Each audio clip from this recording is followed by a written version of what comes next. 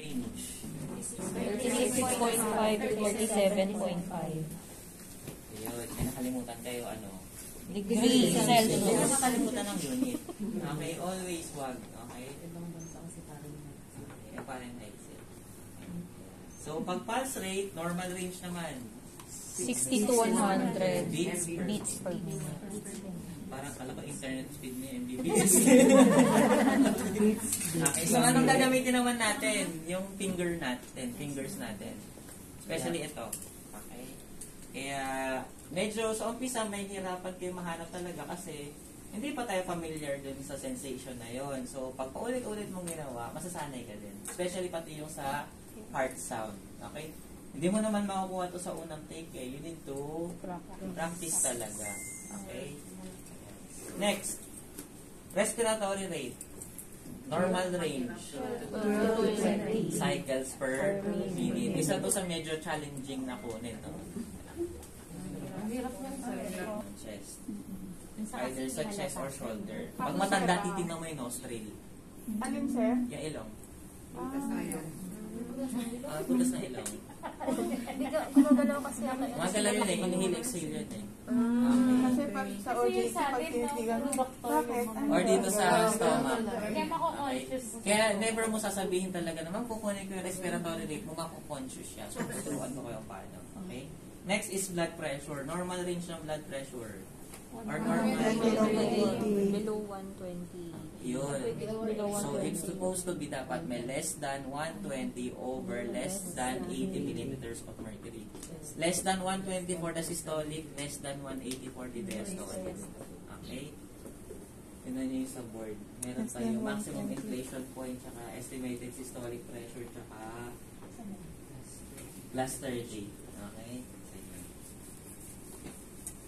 Baka nakalimutan nyo na yan sa core 5. Kung nakalimutan nyo, okay lang. Okay? Bago. Okay. So, pag kukuha kayo ng vital signs, okay, nasa yung patient ko? Okay. Imagine masaw. Okay. Babaan pala natin.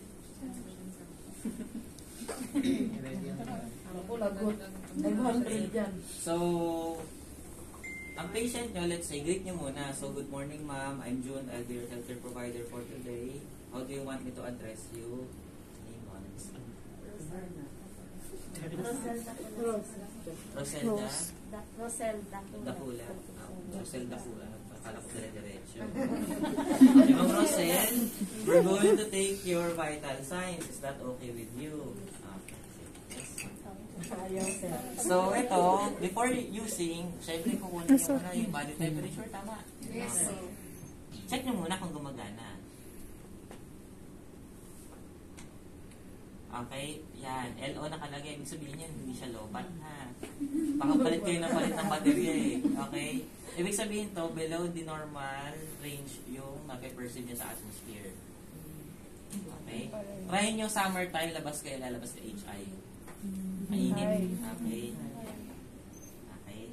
So, paano mo ito lilinisin before using? Start from the probe to window display. Okay? So, lagay natin sa auxiliary. Kahit sa ibabaw lang. For demo purpose lang.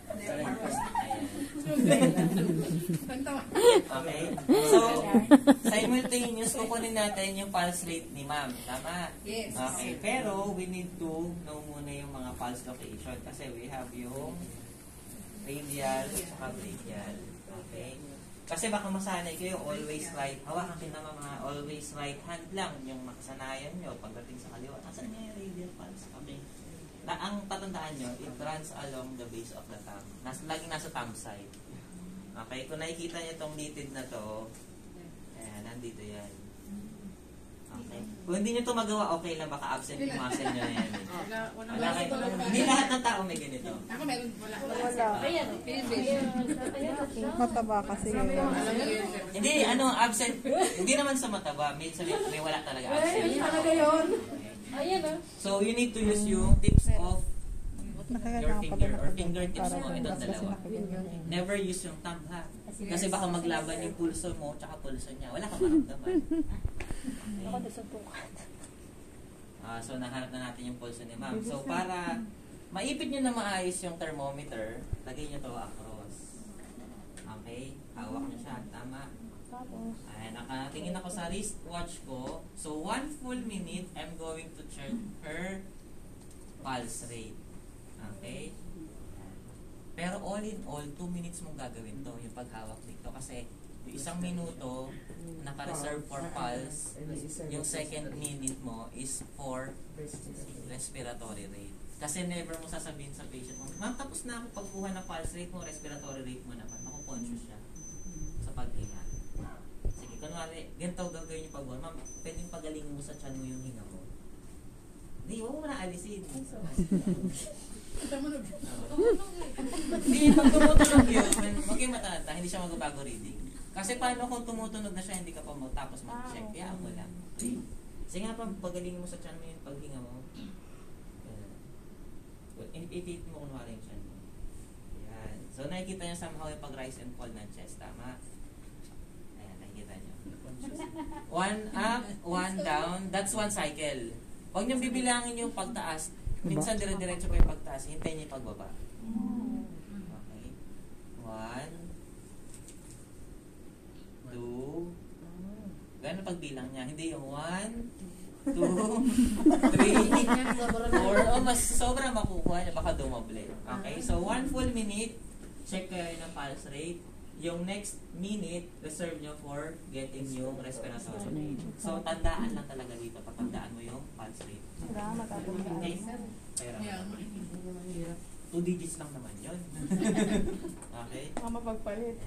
So, meron kayo index card, nakalagay din patient's name, age, date, vital signs, temperature, pulse rate, respiratory rate, blood pressure, tsaka caregiver's signature. Yung Okay? time, sir, hindi na pwede. Pwede din, date and time, pwede yan. Okay? So, kasi, natanong ni sir, yung time ba pwede? Applicable siya kasi what if yung patient mo, 3 times a day mo siyang need to check yung vital signs. Okay? For documentation purposes. Okay?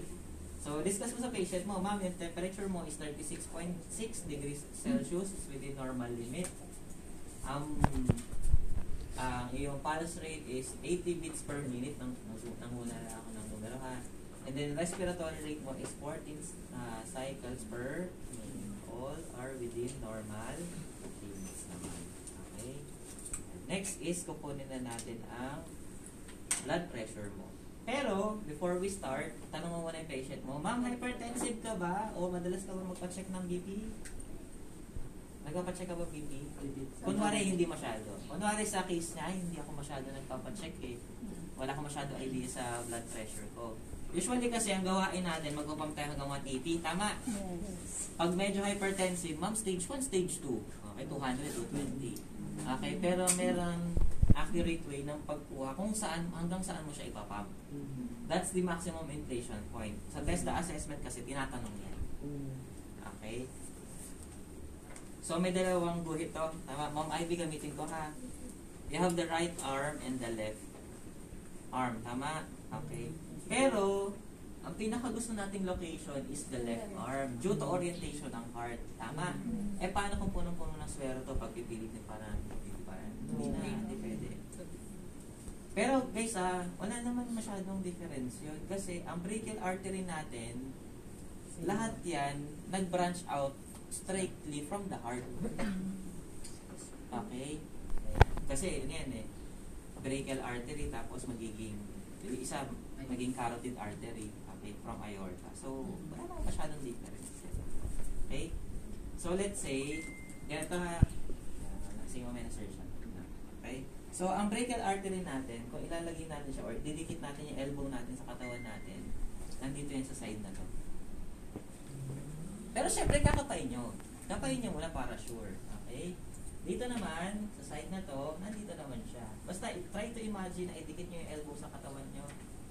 Dito yan. Okay? Never yan mapupunta dito. Unless umikot yung kamay mo. Okay. So, sa case na to, hanapin natin. Nakikita nyo ito elbow line.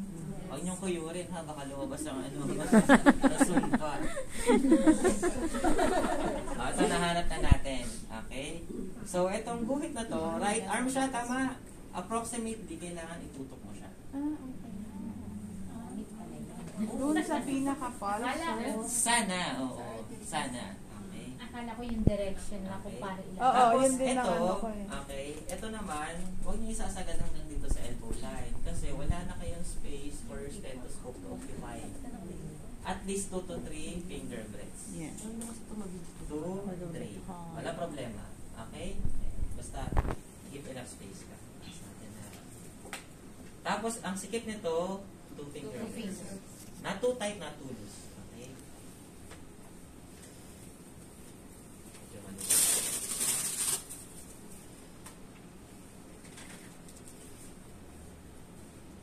Okay. Next. Kunin natin ang kanyang MIP muna. No? Okay. So, we need to locate yung radial pulse muna. Without stethoscope muna to. Ha? Ma'am, dito mo ilagay para mas okay. So, we need to palpate the radial pulse. Tama? Sir, always po ba na radial pulse? Pagkuha ng MIP? Yes, oo. Next. Pump natin siya. Slowly guys ha. Huwag yung mabilis. At least increments of 10 or 20. Basta papakiramdaman nyo. Kasi, we need to pump itong... Galing ah. Ang tawag ko dito, Ang ginamit itong lang na is cuff or yung pampakilig. gauge to the point na huminto yung radial pulse niya. So, papakiramdaman. Kasi yung na dito, nakikiramdam ka dito sa kamay mo. Okay?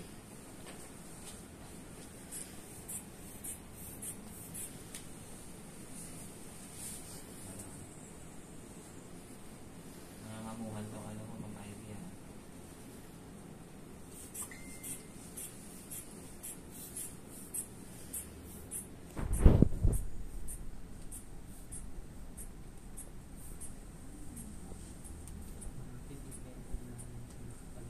So, at 140, wala ng pulse. So, plus 30. Okay, that's the estimated systolic pressure, 140. Okay, estimated systolic pressure, hawak mo sa radial pulse, pinap niyo yung gauge, sa huminto si pulso, 140. Kasi iba-iba tayo ng value na pwede makuha, tama? Sa case lang ni Man, 140. That's the estimated systolic pressure. We need to add ilan? 30 to get yung maximum inflation point. So, 140 plus 30. 170. Pag kukunin na natin ang blood pressure ni Mama, hanggang saan tayo magpapag? 170. Okay? Next, yung ESP na yun, may significance yun. Okay? Estimated from the term, estimated. Systolic pressure. And di ba si blood pressure, systolic tsaka diastolic? So, si systolic mo, estimated mo 140. So, may idea ka na kung saan ka mag-aabang ng systolic pressure niya. Kung saan mo aabangan yung first clear or audible sound. May significance yun. Kasi, pero it doesn't mean na, ay sure na tayo 140 systolic. Hindi. Pwedeng tumaas, pwedeng bumaba. Basta, ang ina-estimated mo, 140. Okay? Madam Jorlyn, no? Jorlyn from Manila. Eto, ganito ha. Napasok. Away from you. Kasi pag yan straight, masakit sa tenga. Okay, para i-pattern natin siya dun sa orientation ng earlobes natin.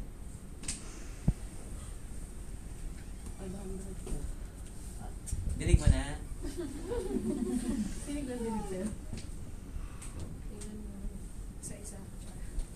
Okay, hanggang saan ang pumping natin? 170. Okay, never nyo itong hawakan sa thumb ha. Tama ba? Mm. Okay. Mamay. Okay, nasaan pumping natin? 170. Okay.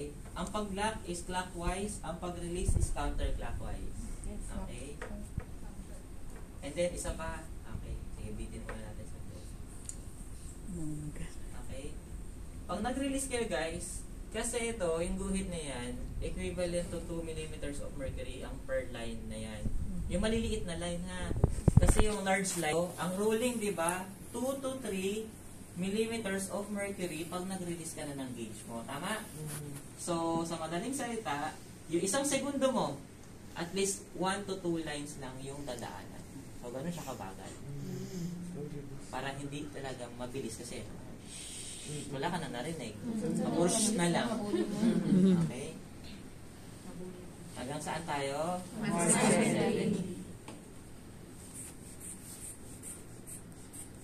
Never niyong pagbabasihan ng pitik, ha?